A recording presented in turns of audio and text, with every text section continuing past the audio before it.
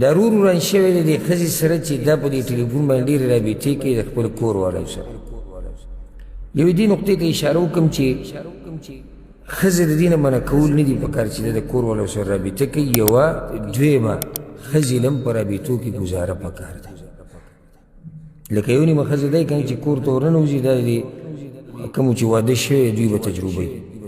یو نیمه ښځه دي چې د کور ته ورننوځي دا به لګیایي د مور سره، چې بیا لږ څه بدله شي دا به لګیایي د پلار سره، چې بیا راشي د ورور سره. نو د دې خاوند هم څه حق دی که نه دا په مخه لګیایي خور ده او ورور دی او ترور ده او ماما دی او کاکا دی.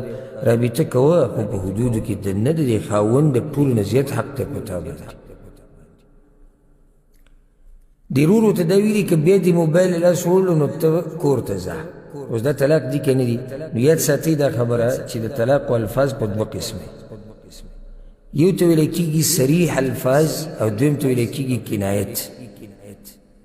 د صریح الفاظ چې الالفاظ الصریحه په عربۍ کې ورته وایي، یعنی دې کې د طلاق خبره ښه واضحه یې غالبا.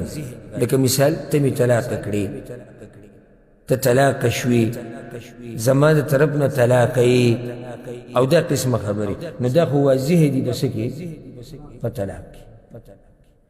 دویم قسم الفاظ دی هغې ته ویلی کېږي کنایات.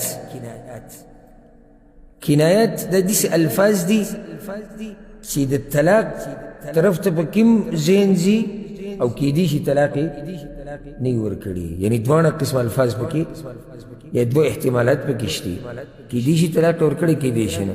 ضرور چې را کومه خبره کړې دا صریح دی که کنایت دی؟ کنایت دی. وی کور ته به ځي، نو یاده کړئ دا خبره، دا قسم الفاظ دا چې کنایاتي په هغې کې یو مثال دا دی که موبایل له دې لاس وړو کور ته ځه، یا زه د پلار کره کښېنه. دا بس خلک غوسه کوي، زه د پلار کره کښېنه، زه چې څه دې زړه غواړي کوی، زه چې بیا دې وینم دلته نوره مه راځه.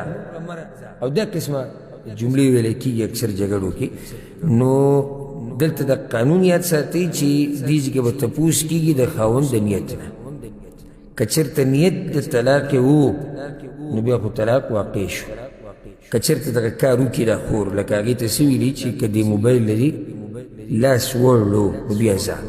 که چېرته د خاوند د طلاق اراده وه او دې ښځې د موبایل له لاس وړلو بیا نو دا ښځه څه شوه؟ د بې طلاقي. او که چېرته صرف د ښځه یې یروله نو بیا د طلاق نه حسابېږي، ځکه چې دا جمله واضحه نه ده، صریح نه ده. او دلته بیا موږ دا نصیحت کوو چې په دې قسم الفاظ استعمالولو کې احتیاط پکار دی. ښځې لکه یو سړی وایي زه ښځه یېروم، ته یېری په ډېرو طریقو سره ته هغې ته ادب ښوولی شي، هغه یېرولی شي. لازم نه چې ته یې په طلاق ویېری.